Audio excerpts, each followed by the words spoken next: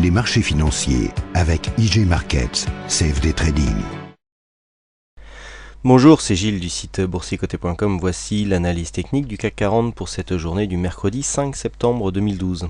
Avec aujourd'hui donc cette séance très hésitante puisqu'après une ouverture quasi stable à 3398,69, nous avons marqué un point bas à 3372,80, un plus haut à 3426,39 avant de revenir en clôture à 3405,79. Le CAC 40 gagne 0,2% sur cette séance, presque 7 points gagnés par rapport au cours de clôture d'hier, donc c'est quasi stable. On voit ici cette bougie presque en doji, puisque nous avons quand même un corps existant, mais cette bougie donc qui est bien venue s'appuyer sur la zone technique que je vous ai décrit hier soir pour commencer un semblant de rebond, mais qui n'a pas été à son terme.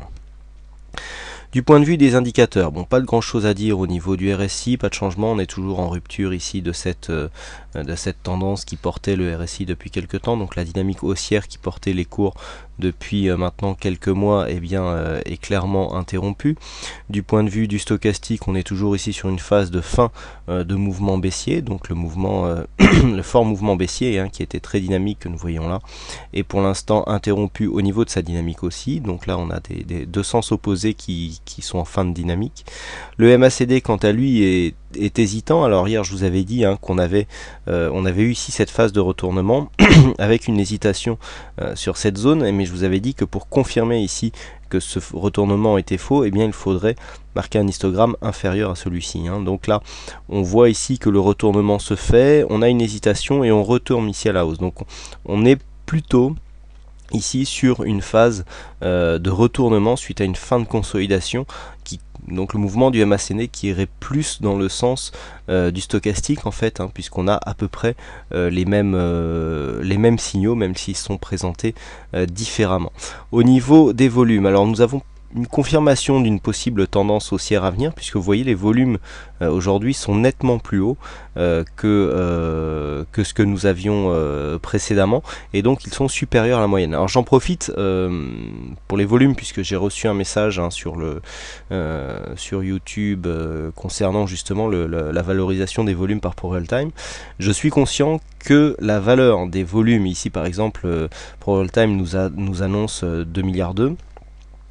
Je suis conscient que les volumes sont faux. ProRealTime nous montre des volumes faux.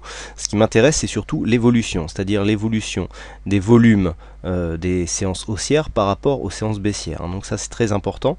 ProRealTime connaît pas mal de bugs mineurs ou majeurs dans son fonctionnement. Personnellement, je ne m'en sers plus que pour faire mes analyses, mais c'est devenu impossible de créer des stratégies. Mais voilà, on essaye de faire avec. C'est quand même une plateforme de qualité en attendant que tous les problèmes techniques soient résolus. Et malgré ça, au niveau de l'évolution, c'est quand même correct.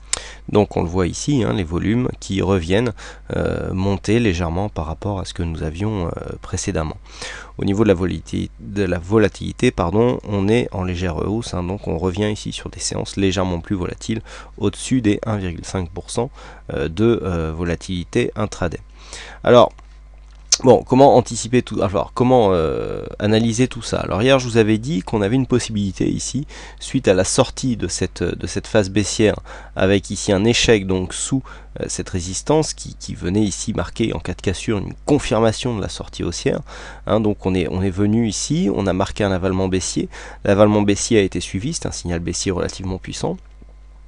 Nous avons ici retrouvé, alors j'avais attiré votre attention sur le fait que nous avions une intersection ici de deux zones très importantes, à savoir ici cette résistance, ce support qui avait déjà fait obstacle à la baisse lors des séances du 30 et 31 août. On était remonté, et donc ce support qui était à l'intersection de la résistance baissière qui portait le trend de consolidation, et donc je vous avais dit qu'il était possible, au vu ici de cet avalement baissier, que nous venions marquer un point bas ici sur cette zone. J'avais donné 3374, on l'a enfoncé de 2 points, donc au niveau de la zone c'est correct, et donc que cela pouvait provoquer un rebond technique. Donc c'est ce qui a été fait, il y en a même un ou deux sur le chat qui ont suivi ce signal et qui en sont assez satisfaits. Alors on n'a pas encore une confirmation. Je vous avais dit que dans ce cas-là, on était dans une possibilité de double bottom. Alors là, le graphe est élargi, donc c'est un peu moins visible. Mais on a ici une baisse directe avec un premier bottom, donc contact sur support, une phase de hausse et on redescend. Donc maintenant, on reste dans cette optique. On voit ici que la résistance des 3410-15 tient toujours, mais qu'elle a perdu un peu de sa force depuis qu'elle a été franchie plusieurs fois.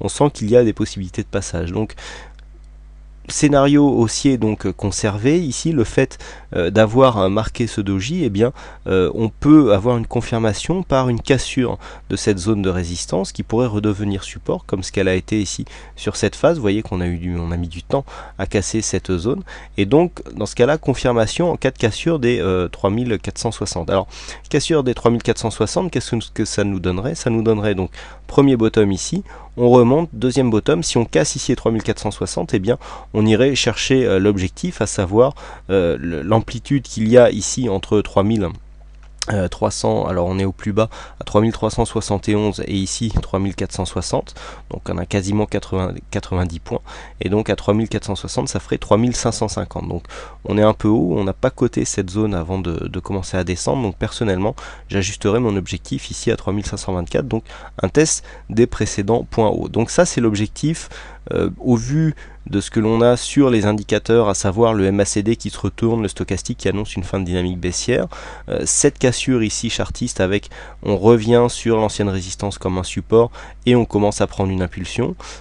Si la cassure est confirmée et que l'on va chercher ici cette résistance des 3410-15, eh bien j'irai chercher un test ici à 3460 avec possibilité de cassure pour donc valider cet objectif des 3525. Maintenant, si on voit qu'on n'arrive pas à hésiter ici, si on n'arrive pas à casser cette zone des 3410-15, que l'on revient ici dans cette zone, alors donc on a un scénario alternatif qui aura une durée de vie limitée de range horizontal ici, ça nous ferait toujours une sortie de cette phase baissière, mais au profit d'une tendance nulle. Donc ça, a priori, c'est le scénario surtout demain, qui avec la réunion de la BCE qui a le moins de chances de produire. On attend une forte volatilité sur cette suite à cette réunion, donc peu de chance ici d'avoir un range d'une quarantaine de points dans cette zone. Alors trentaine de points, pardon. On est voilà, ça serait une possibilité, mais bon, qui semble peu probable. Par contre, en cas donc troisième scénario, et donc ça sera le deuxième en termes de probabilité, puisque pour moi le scénario le plus probable, eh bien si c'est une continuité de la hausse, eh bien ça serait d'avoir ici une cassure des 3370 points. Et donc pour venir chercher, comme je vous l'indiquais hier, une possible cassure des 3340 qui mettrait à mal donc toute cette phase haussière, puisqu'on aurait ce retracement qui dépasserait ici la zone des 61,8 avec une probabilité accrue de revenir ici sur la zone des 3240 points. Voilà donc les trois possibilités à mon sens les plus fiables que l'on peut retenir, avec une préférence donc sur la phase haussière. Voilà ce que l'on peut dire donc sur cette analyse technique. Aujourd'hui c'est Loser 213 qui gagne au jeu du fixing, donc bravo à toi. Et puis quant à moi, je souhaite à toutes et à tous une bonne soirée, bonne chance dans votre aide, et je vous donne rendez-vous dès demain pour de prochaines analyses techniques en vidéo. Bonsoir à tous. Les marchés financiers avec IG Markets, CFD Trading.